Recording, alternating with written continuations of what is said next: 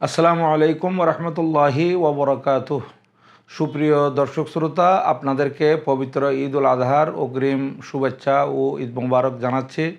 আমরা ইতিমধ্যে ইসরায়েলি পণ্য বর্জন করে এসেছি এবং আপনাদের প্রতি আবারও আবেদন রাখব, পবিত্র মাহে জিলহজ্জাতুল হারামের মধ্যে কোরবানি আমরা দিয়ে থাকি জিলহজ চাঁদের 10 তারিখ। আর এই কোরবানিতে আমরা যখন কোরবানির পশুর গোশত খাই, এরপরে আমরা কোমল পানীয় পান করে থাকি। সে কোমল পানীয়র মধ্যে আমরা ইসরায়েলি পণ্য যেগুলো আছে এগুলো বর্জন করব।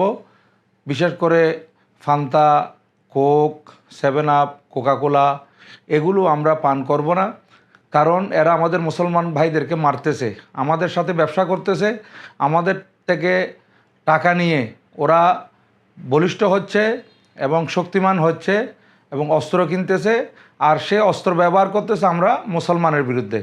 তাই আমরা কমপক্ষে আজকে আমাদের মুসলমান ভাইদের সাথে শরিক হতে পারছি না, তাদের উপকার করতে পারছি না সেখানে গিয়ে, ফিলিস্তিনে গিয়ে।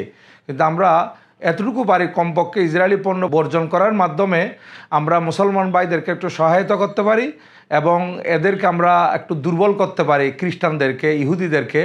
এরা আমাদের সাথে ব্যবসা করে যাতে লাভবান না হয় আমরা সেদিকে লক্ষ্য রাখব। আর আমরা যদি অনলাইনে চার্জ করি, ইসরায়েলি পণ্য কি কি আছে এগুলো আপনারা সব পাবেন। ইমানি দায়িত্ব মনে করে ইসরায়েলি পণ্যগুলো আপনারা বর্জন করেন, এই আবেদন আপনাদের প্রতি রাখছি। আসসালামু আলাইকুম রহমতুল্লাহি ওবরাকাতুহু।